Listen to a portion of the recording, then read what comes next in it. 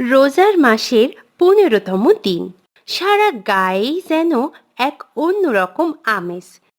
কে কেমন ইফতার করিবে তাহা লইয়া কেউ মুখে প্রকাশ না করিলেও মনে মনে যেন এক অদৃশ্য প্রতিযোগিতা চলতেছিল সারা গায়ের মানুষের মধ্যে।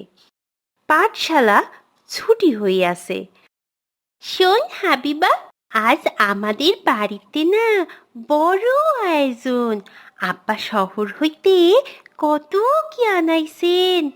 আজকের ইফতার দেখিলে তুই একদম অবাক হইয়া যাইবি। তাই নাকি? কি কি হইবে?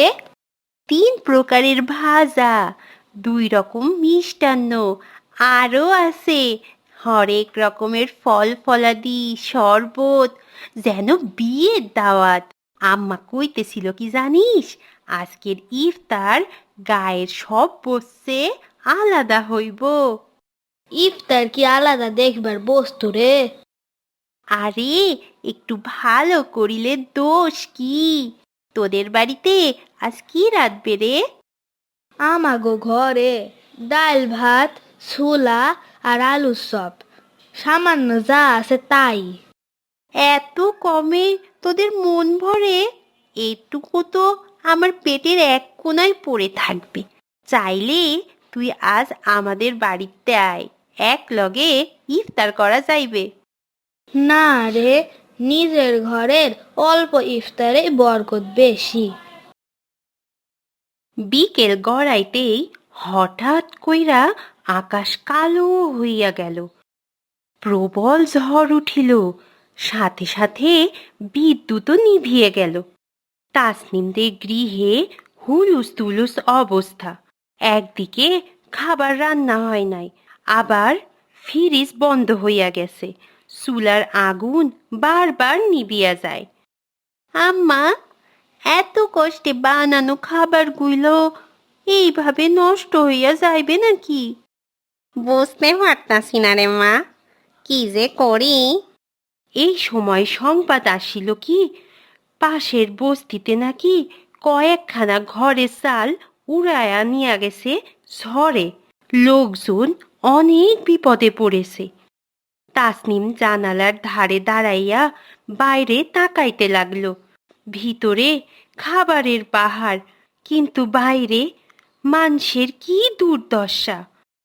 ওইদিকে হাবিবাদের কুঁড়ে ঘরে মোমবাতির ক্ষীণ আলো জ্বলিতেছে। অনেক বড় ঝড় হইল রে মা, শুনলাম কয়েকজনের ঘরবাড়ি নাকি একদম ভাঙিয়া গেছে।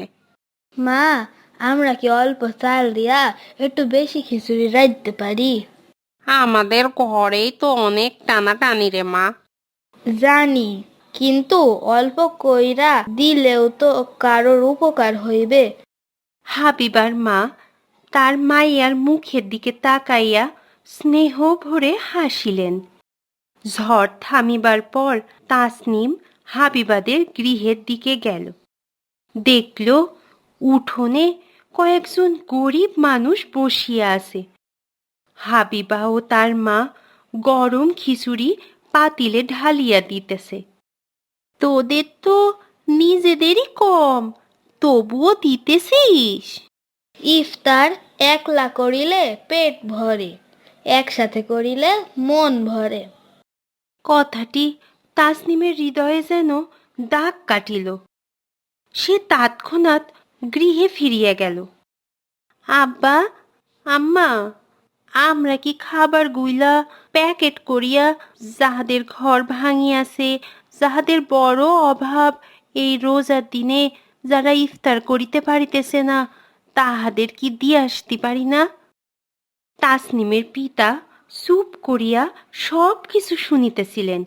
অবশেষে তিনি কহিলেন, মা ঠিক কথাই বলিয়াছে, চলো দেরি না কইরা প্রস্তুত হই।